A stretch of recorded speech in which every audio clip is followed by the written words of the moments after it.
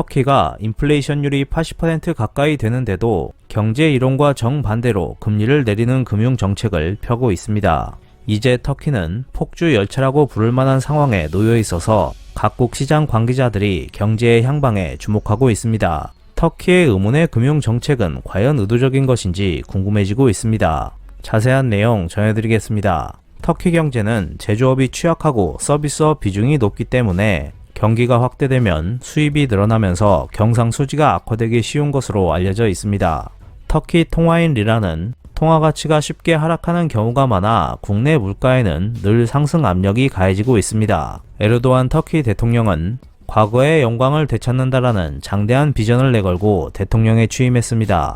그는 강력한 경제를 표방하며 선심성 정책으로 정권 운영을 계속해왔습니다. 이 때문에 터키에서는 인플레이션이 가속화되면서 2010년대 초반 8%였던 물가 상승률은 2021년에 30%까지 올랐습니다. 터키 리라는 달러 대비 큰 폭으로 하락했습니다. 원래대로라면 금리를 올림으로써 인플레이션과 통화 가치 하락을 막을 필요가 있지만 에르도안 대통령이 취한 행동은 놀라웠습니다.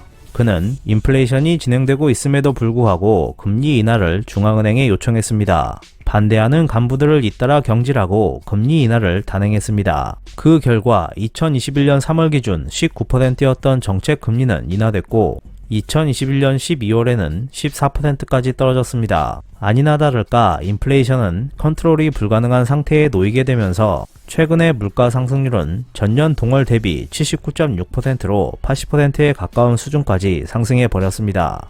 하지만 에르도안 터키 대통령은 이러한 상황임에도 금리 인하를 강하게 주장하고 있으며 2022년 8월에는 추가적으로 1% 더 금리를 인하하기로 결정했습니다.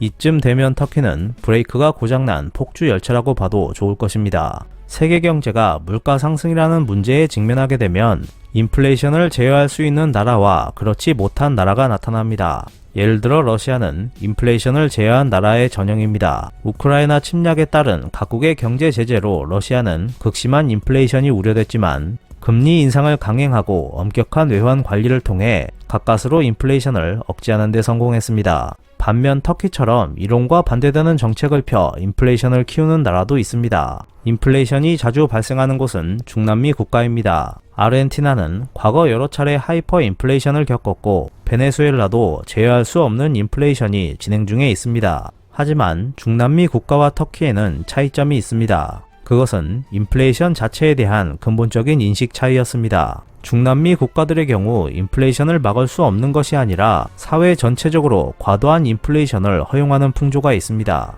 농작물 수출이 중심인 경제 구조이며 기본적으로 통화가 싸지는 것은 수출 사업자에게 도움이 된다는 견해가 뿌리 깊게 자리 잡고 있습니다.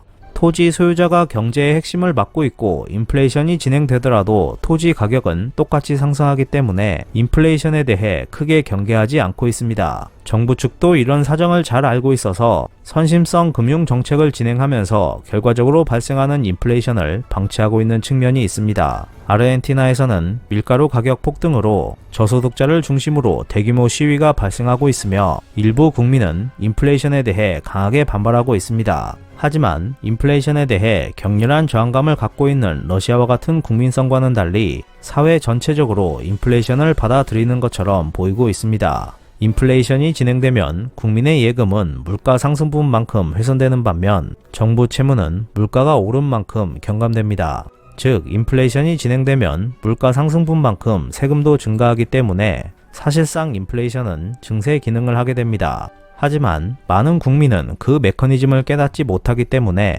위정자 중에는 돈을 더 뿌려 인플레이션이 되어버리는 편이 증세하기 쉽다고 생각하는 사람도 많습니다. 중남미 국가들은 기본적으로 이런 메커니즘으로 움직이고 있습니다. 그렇다면 터키의 에르도안 정권도 중남미 국가들과 마찬가지로 정부가 의도적으로 인플레이션을 일으켜 증세 효과를 얻고 있는 것인지 궁금해집니다. 에르도안 대통령의 속마음을 알아내기는 어렵지만 적어도 중남미 국가들과는 다른 메커니즘이 작용하고 있을 가능성도 있습니다. 에르도안 대통령은 의회 연설에서 금리 인상을 옹호하는 사람들과 같은 길을 갈 수 없다. 시민들에게 금리라는 짐을 덜어줘야 한다고 강하게 주장했습니다. 그는 금리 상승은 물가 상승을 억제하는 역할을 하는 것이 아니라 오히려 인플레이션을 악화시킨다는 의문의 지론을 펴고 있습니다. 한편 중앙은행 관계자나 시장 관계자 등은 경제 이론에 따라 금리를 인상해 인플레이션을 억제해야 한다고 주장하고 있습니다. 에르도안 대통령은 권력을 행사하면서 전문가의 의견을 봉쇄하고 있는 상황이라고 보면 될 것입니다. 터키의 경우 극단적이긴 하지만 금리 상승 압력 및 환율에 대한 하락 압력이 가해지고 있다는 점에서 일본과 유사점이 있습니다. 일본에서도 물가 상승이 더 진행되면